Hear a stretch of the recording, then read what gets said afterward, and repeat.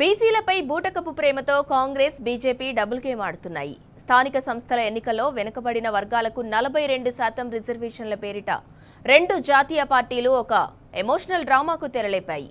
Supreme court cap రాజ్యాంగ నిబంధనల నడుమ రిజర్వేషన్ల పెంపు జటిలమని, ఆ అంశం తమ పరిధిలో లేదని రాష్ట్ర ప్రభుత్వానికి తేల్చి చెప్పింది.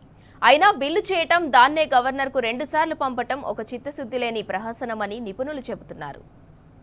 రెండు జాతీయ పార్టీల వైఖరితో బీసీలు విసిగెత్తిపోతున్నారు. రిజర్వేషన్ల అమలుపై తీవ్ర ఉత్కంఠకు గురవుతున్నారు.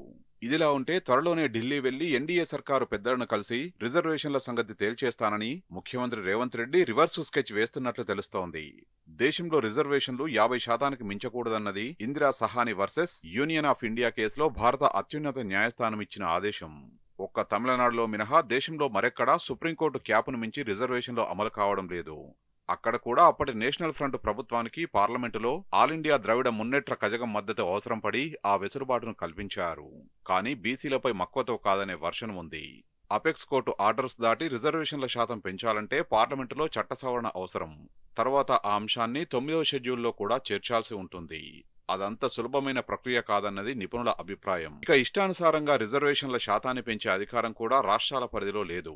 ఆ విషయంలో పెత్తనమంతా కేంద్రానిదే అన్న ఇంగితం ఉండి సాధారణ ఎన్నికల ప్రచారం సందర్భంగా కామారెడ్డిలో కాంగ్రెస్ పార్టీ నేతలు బీసీ డిక్లరేషన్ను ప్రారంభించడంతో అసలు కథ ప్రారంభమైంది. కానీ తాము కొరివితో తలగొక్కున్నామన్న సంగతి అధికార పీఠం ఎక్కాక గాని వాళ్లకు బోధపడలేదు. కేవలం జూటావాదాను నిలబెట్టుకుంటున్నామని కలరివ్వడానికి రాష్ట్ర ప్రభుత్వం రిజర్వేషన్ల పెంపు కోసం చట్టం పేరిట హైడ్రామాకు తెరలేపింది. ఈ క్రమంలో బీసీలకు స్థానిక సంస్థల ఎన్నికల్లో 42% రిజర్వేషన్ల కల్పన కోసం ఏలికలు ఒక బిల్లును అసెంబ్లీలో ఆమోదించి గవర్నర్ జిష్ణుదేవ్ వర్మకు పంపారు. అయితే ఆ బిల్లు ఆమోదం తన పరిధిలో లేదని, అందుకు రాష్ట్రపతి అనుమతి తప్పనిసరి అంటూ ఆయన దాన్ని కేంద్ర హోంమంత్రిత్వ శాఖకు పంపారు. ఆ తర్వాత కేంద్రంలోని ఎన్డీఏ సర్కారు ఆ బిల్లును అనుమతించనూ లేదు, రాష్ట్రపతి ద్రౌపది ముర్ముకు పంపనూ లేదు. దీంతో గడిచిన కొన్ని నెలలుగా ఈ వ్యవహారం పెండింగ్లో ఉండిపోయింది. బీసీ సంఘాలు ఆందోళనలకు దిగాయి. 42% రిజర్వేషన్ల అమలుపై పట్టు పెంచాయి. స్థానిక సంస్థల ఎన్నికలకు ససేమిరా సహకరించమని మొరాయించాయి. దీంతో అధికార కాంగ్రెస్ పరిస్థితి కుడితిలో పడ్డ ఎలుకలా తయారైంది. సంకట పరిస్థితిని రాజకీయం చేసి లబ్ధి పొందాలనే స్కెచ్ వేసింది. తిరిగి అదే బిల్లును మంత్రివర్గ ఆమోదంతో మళ్లా రాజ్భవన్కు పంపింది. ఈసారి ఆర్డినెన్స్ జారీ చేయాలని గవర్నర్ జిష్ణుదేవ్ వర్మను కోరింది. కానీ ఒకే రకమైన బిల్లును చట్టం చేయాలని ఒకసారి రాష్ట్రపతికి పంపితే మళ్లీ అదే బిల్లును ఆర్డినెన్స్ గా అమలు చేసే అధికారం గవర్నర్కు సైతం లేదని రాజ్యాంగంలోని ఆర్టికల్ 213 స్పష్టంగా చెప్తోంది. ఈ విషయం తెలిసిన రాష్ట్ర గవర్నర్ వాస్తవానికి ఆ బిల్లును నిర్ద్వందంగా వెనక్కి పంపించాలి.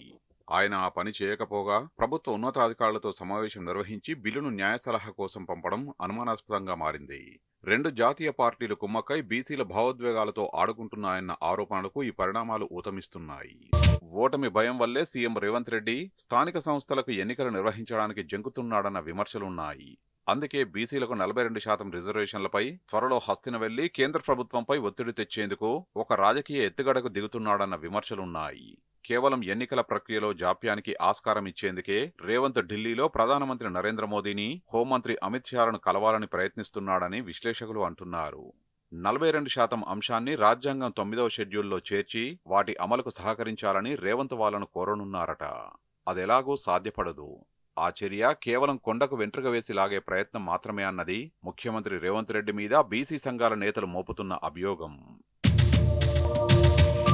మరోవైపు నిర్వహణ లోపం, ప్రత్యేక అధికారుల పాలన, నిధులలేమి తదితర కారణాల వల్ల గడిచిన ఏడాది కాలంగా గ్రామాలు మురికి కూపాలుగా తయారయ్యాయి.